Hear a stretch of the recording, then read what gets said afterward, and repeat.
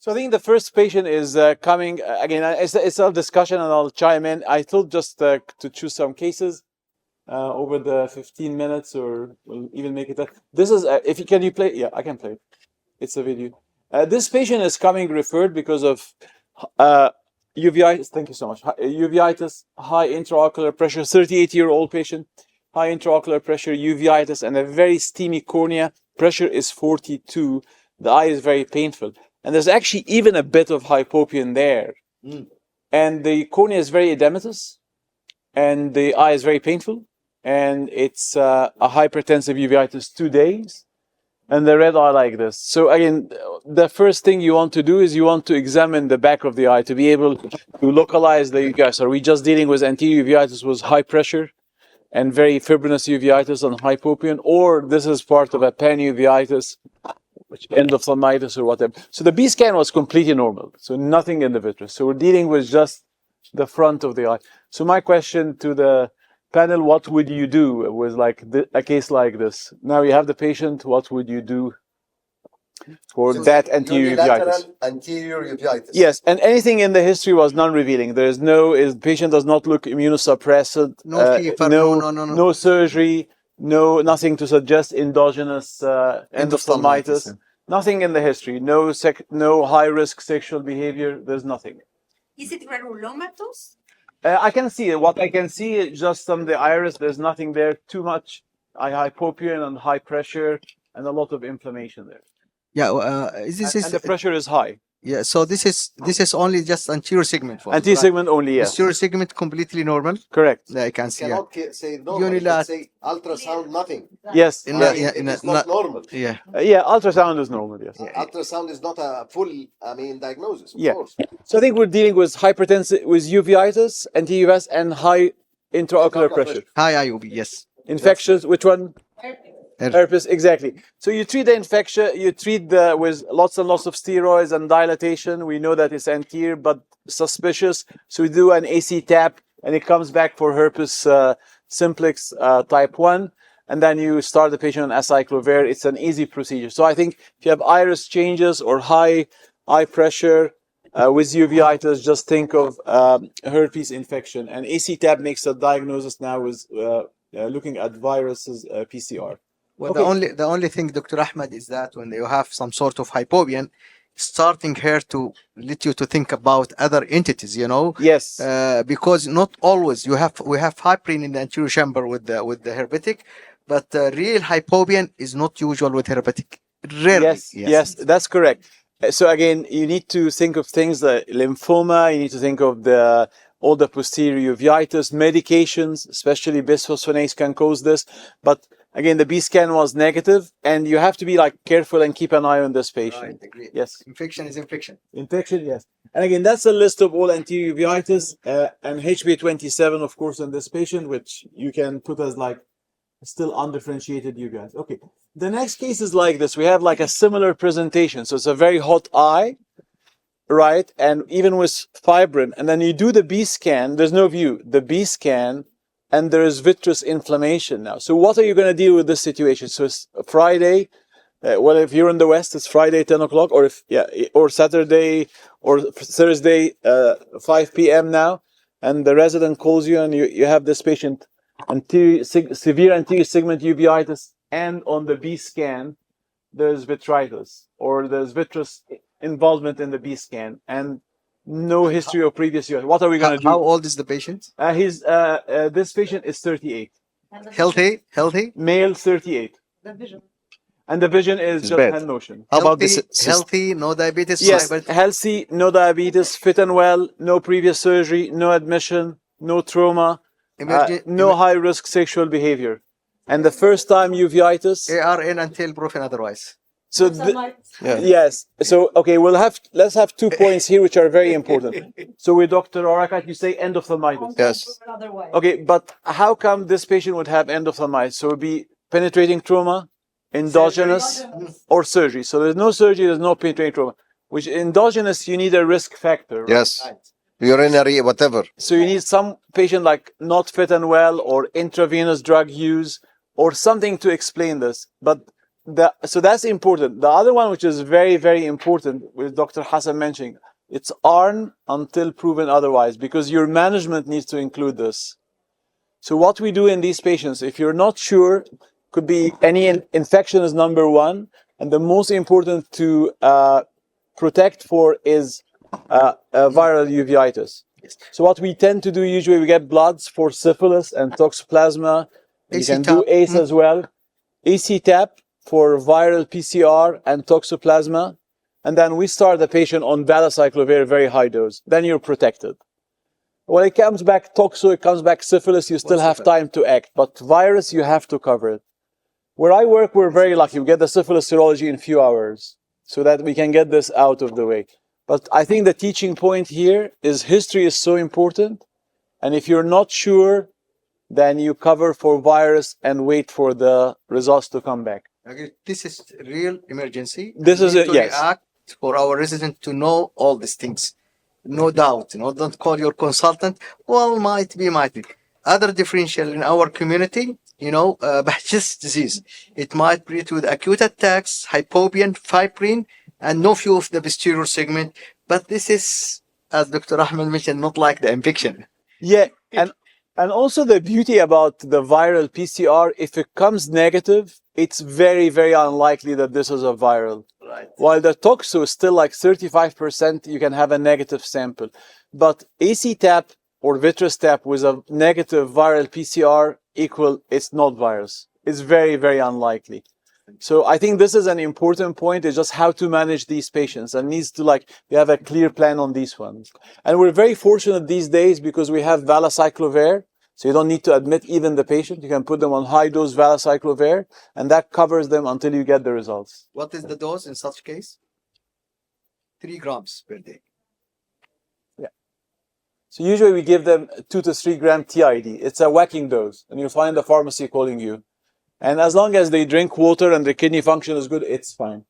All right, excellent.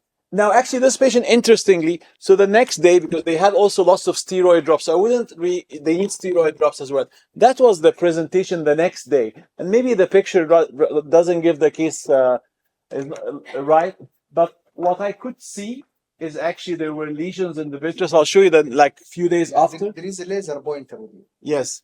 I'll show you what I could see, vaguely, but not shown in the picture, but I could see even a few days after. Can you see these lesions there? So actually, they looked very typical of Candida. And when I asked the patient again, he said, yes, I do take intravenous drugs. So that patient, we did it this way, but actually that ended up being a fungal retinitis. And the patient on second questioning, yes, he said, yes, I did. And then initially he said, but I didn't take for a year. And then after that, I took a week ago. So it was a fungal retinitis. But this is the way to manage these patients. You have to protect for viruses, and anything else can wait. And then this patient was managed with systemic voriconazole and intravitreal conazole, and later on had surgery for persistent vitreous opacities. Okay, moving on to a case which you're going to see. This is a patient coming, again, fit and well, with a primary posterior pole retinitis, unifocal retinitis, and then he got this weird lesion next to it there. So the panelists, maybe Dr. Magdi. You want me to comment on this? Yeah. So unifocal Yes. retinitis. Unifocal retinitis. And Yes, posterior pole. yes. What are you It's gonna not only retinitis. Look at the artery over there. Okay, And look at the occlusion. I mean, the yellowish lesion in the macular area. So it's a branch artery, probably because of the inflammation. Occlusive vasculitis, it means because inflammation and occlusion. So it's occlusive vasculitis with the focal chorioretinitis. What's the most common cause of unifocal retinitis in the posterior pole? What's the most common cause? Toxoplasma. So again, I think the teaching point here is we're more used to toxoplasma being reactivated, but we see also primary toxo, and that's even maybe more common than reactivated. Can I make a quick comment? Please. Toxo does not present with occlusive vasculitis with a big branch like this. So what brings the patient in here is sudden drop of vision because of the artery occlusion. So probably when they come, toxo people come with foggy vision, but this, I think, acute loss of vision or acute drop of vision. Yeah, this is an uncommon case. Yes. Yes. But again, unifocal retinitis in the posterior pole, this is something that needs to be clear, like the viral retinitis retinitis management. Unifocal retinitis in the posterior pole, immunocompetent, not immunocompetent, child, adult is toxoplasmosis number one. It's the most common cause of posterior uveitis, most common cause of retinitis is toxoplasmosis. So here, I would not do a viral PCR from the AC. I would do bloods for syphilis and for toxo, and I would treat empirically. If the lesion is in the mid-periphery, then I may do, then I will do probably a viral PCR check. But again, that's a tip. Not that part is typical. This part is not typical. So it was toxo, and blood serology comes back supportive.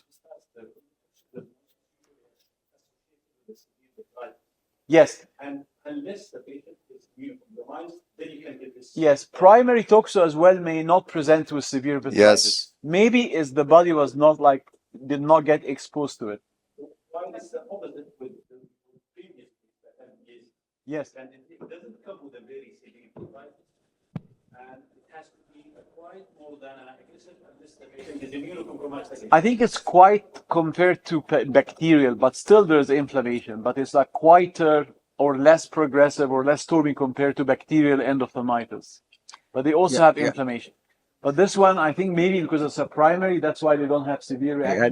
But that's what we called it, punctate outer retin, toxoplasmosis, usually acquired types, usually having in the deep layers of the retina, not like what and we that have also may not have where severe we have reaction. a lot of vitritis surrounding. Regarding to vasculitis, primary that arthritis is one of the known association with toxoplasmosis. So might be you have some lesions like what we have, and you see you do fluorescent angiography, there is diffuse vasculitis all over. Yeah, usually they are But interrupted. this is an over because it's already having Yeah, arthritis. they're called Chiari's plaques. Okay, They are exactly. usually interrupted, but this pattern of occlusion is not common. Yes.